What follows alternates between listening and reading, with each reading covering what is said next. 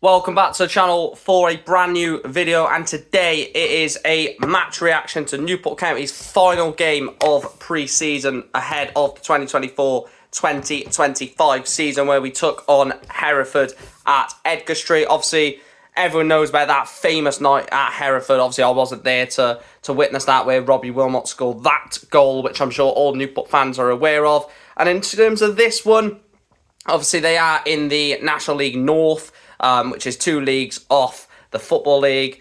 And, you know, it's a good test. You know, it's not too far of a travel. It's a good test a week before the season. A lot of League 1, League 2 teams are actually playing League 1, League 2 teams, which is more annoying. I would have preferred a League 1 team away from home or a League 2 team at home, something like that. But, you know, it is Hereford. They are a decent side for the league that they're in.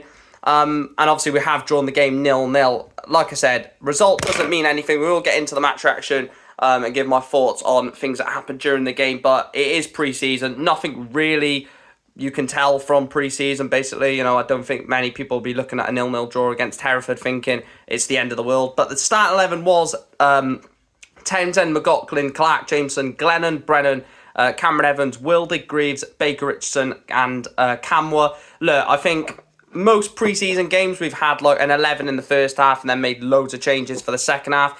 When you're a week before the season, it's sort of, this is the main 11 with a few changes in the team. The bench was Carney, Baker, Thomas, Whitmore, Cameron Wood, Spellman, Rye, Jeffcott and 2 trialists. Now, like I said, there's a few in there that maybe do start in our best 11. Maybe Antwi starts in our best 11. Maybe Baker does. There's a question mark over the goalkeeping situation, but that was the team. And in the first couple of minutes, Hereford did have the first chance. They got in behind, but it was Carl Jameson to defend it away. And then I thought, you know, watching the game on Twitter and stuff, obviously I wasn't at the game.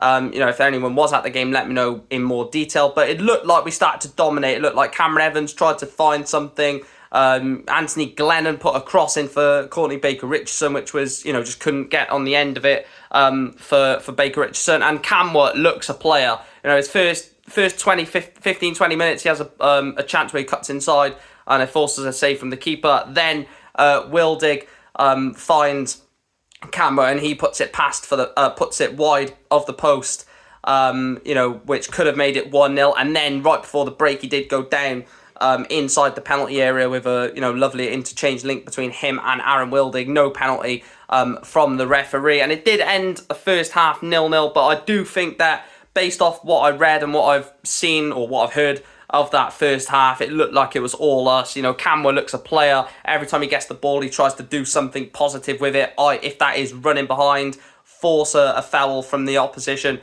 to try and get, you know, us a penalty or something like that, which is positive. Having someone that is able to run at the players. Second half then, again, it started off with that man, Camwa. He teed up Aaron Wildig a couple of minutes into the second half, but Aaron Wildig's shot was forced to make a good save by the goalkeeper. And then just before the 55th minute, Bobby Camwa again taken down for a free kick.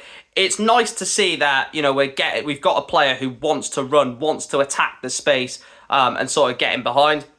And then again, Hereford created a chance which was cleared away by Carl Jameson for a corner. Someone who, you know, by the looks of it, had a good game, you know, denied them earlier on, denied them on the hour mark. And then 63rd minute was when we had the first changes. Nathan Wood, Michael Spellman and Cameron Antwi came on for Bobby Camwa, Ollie Greaves and Cameron Evans. And it didn't take long for Spellman to actually get a bit of play. 5-6 minutes after he came on, managed to get down the left-hand side with a lovely bit of trickery, produced a corner for Newport. And then 15 minutes to go is when we had the next bunch of changes. Trialist A and Luke Jeffcott come on for Aaron Wildig and Courtney Baker Richardson. Look, I don't think Jeffcott is the answer, but, you know, getting him 15 minutes is key as well. And then with 10 minutes to go, Kieran Brennan, which I like to see this, Kieran Brennan playing a long ball over the top, or in behind sort of thing, not over the top, but in behind, in towards Michael Spellman, who can't get on the end of a cross. And then McLaughlin tried the same thing as well. He tried a ball in behind to Michael Spellman, but again, he just couldn't get on the end of it. And Michael Spellman looks like a player as well. You know, he came on 63rd minute, and within that 26, 27 minutes he was on the pitch, he was everywhere creating chances. And then with 3 minutes to go, trialist B came on for Anthony Glennon. He obviously came off. And then that was it for the game. It did finish Newport County, or Hereford 0, Newport County 0. And ultimately, like, you look at that, it's not a worrying thing for me. Like, I don't look at pre-season and say we're going to get relegated or promoted. It is what it is. Pre-season is about fitness, but yeah, it is what it is. Hereford 0, Newport County 0. If you have enjoyed this video, make sure to smash a like on the video. As always, subscribe to the channel. Cheltenham next week. Big game. Hopefully I can get to that one and do a match day vlog. If not, we will sort something out. But as always, up the county. I'll see you in the next one. On to next week. Come on the port.